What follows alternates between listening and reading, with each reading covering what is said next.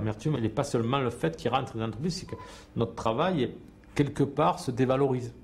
On est tellement sectionné qu'il nous échappe le but et le sens du travail, qui est la formation du train, la circulation du train, l'acheminement et le service au client. On ne peut plus rien organiser, quoi. Des tourne-boutons. Voilà. J'étais agent de circulation, je deviens tourne-bouton. C'est différent, mais bon. Poste de Gravelot, mécanicien du 61 078.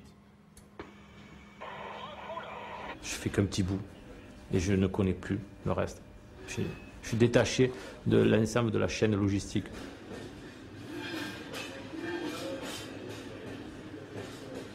Moi, je m'étais bien réalisé dans mon boulot, j'avais pas de soucis, et je perds le goût du travail. Ouais, j'ai perdu le goût du travail.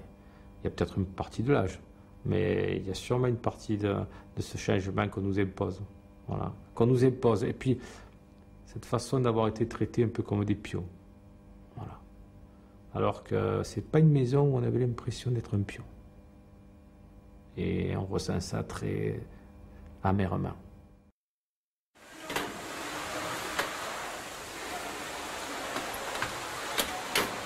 On veut nous faire travailler comme une entreprise lambda. Et qu'une fois qu'on sort de l'entreprise, ben on ferme le rideau et qu'on ne pense plus chemin de fer. Moi je vis chemin de fer.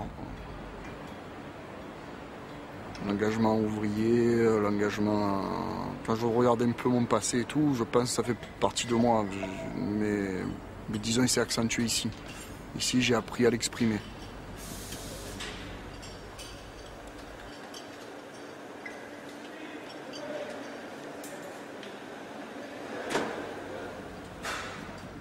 La valeur d'engagement, c'est de faire en sorte que les gens prennent un train de qualité. On se bat pour ça. Aujourd'hui, si le travail n'est pas de qualité, c'est pas forcément notre faute. Moi, je vis mal parce que même des proches, que ce soit des amis, les gens face à nous, on a l'impression qu'ils nous prennent un peu pour des feignants, des nantis. Quand les gens ils rentrent un peu dans notre univers, j'ai l'impression qu'ils arrivent à le comprendre. Des fois, par contre, les cheminots, ils ont du mal à l'exprimer. Ils ont du mal à l'expliquer.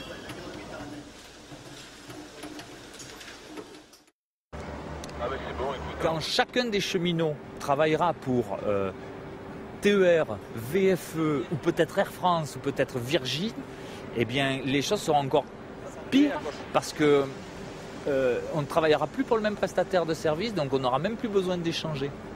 Et ce qui est terrible, c'est que dans la relation, la solidarité, on va s'en foutre, quoi. Un gars qui arrive du TER, par exemple, et qui est à la bourre et qui doit prendre un train Virgin et qui le rate, eh bien, comment on va le traiter, ce gars-là?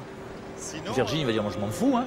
C'est pas moi qui est à la bourre, hein. Moi j'ai fait partir mon train à l'heure, hein. C'est le train de TER, hein. Donc c'est à TER de se démerder. André, juste à la voie de Lyon, il y a le 515 qui est tracé avec un quart d'heure là. Il y a un voyageur pour Toulon, du coup on est sur la Corrèze, voie L sur voie 5 et c'est le petit Alain qui attendra. Aujourd'hui, là où on met l'argent, c'est sur les TGV parce que ça remplit le plus de monde. Et après sur les TR, eh ben, la SNCF n'arrive pas à mettre les moyens que la région, par exemple, voudrait avoir. Et donc les exemples, ils sont là, quoi. D'un quai à l'autre. Vous avez un gars qui vient en gare tous les jours bosser, qui se prend au moins son heure de retard tous les jours, si c'est pas plus, qui est hyper excédé, qui va y aller dans des conditions difficiles, parce que souvent il n'y a pas assez de voitures, donc ils sont coincés les uns sur les autres, ils peuvent même pas s'asseoir, ils font la moitié du voyage debout. Et en face, on a des TGV qui sont pratiquement tout le temps à l'heure, avec des prestations de service qui sont excellentes. Donc c'est ça que nous, on vit mal, quoi. On vit mal parce que cette séparation financière, elle sépare aussi les gens et elle sépare les voyageurs face à l'accès au train. Regardez ça parce que j'ai la voie G à faire partir, la voie H à faire partir et si en même temps il faut que je monte à la voie 5, ça va être dur. Gravelot, mécanicien 75 660. C'est toute une chaîne de personnes qui peuvent permettre à un train de rouler. Gravelot, Fosse Gravelot, appelle le mécanicien du 75 660 au panneau 500. Rentrer dans cette société où il fallait tout céder pour que ça marche. Déjà se sentir bien dans son travail, être épanoui, c'est quelque chose d'assez fort, quoi. On fait corps, il y a un problème, tout le monde fait corps. Même si on veut nous isoler, mais c'est dur. Rognac pour le 17 402. Ouais, tu me protèges la ligne? Cette unicité de l'entreprise, elle se perd.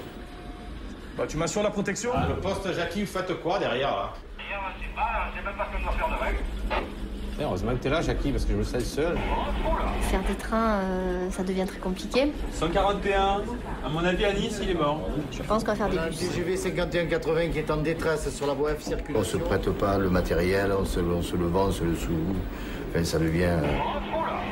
Un train privé, il arrive à la voile, comme on dit chez nous. Il n'est pas annoncé, et c'est des trains fantômes. C'est difficile à croire, mais c'est vrai. On est au minimum pour que les trains roulent. Moi, je pense qu'on a le devoir de se battre là-dessus. J'étais agent de circulation, je deviens de tourne au bouton.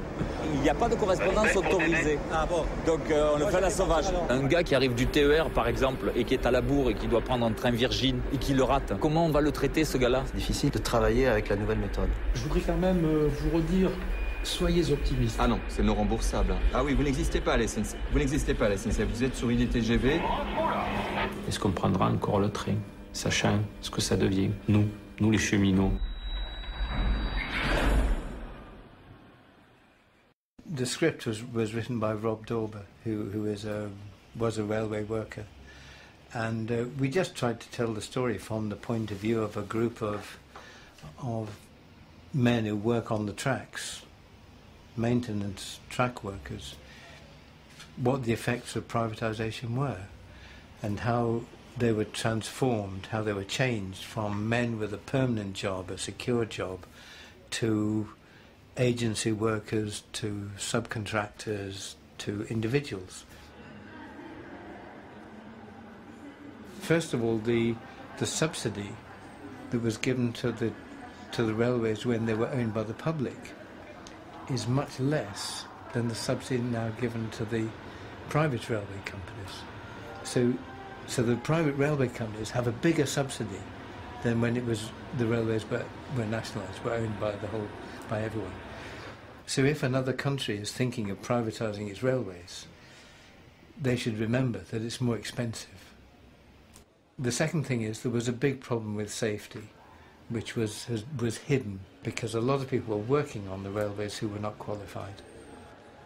The third thing to say is that the track company lost so much money as a private company that it is now nationalised again. Although the government says that it is, they don't use that word, but effectively it's owned by the state again. And it is a complete mess. It became more expensive when it was privatised to the taxpayer. The services have got worse. The fares have got massively more expensive. I mean, this is stupidity of a high order in pursuit of a kind of political dogma of privatisation.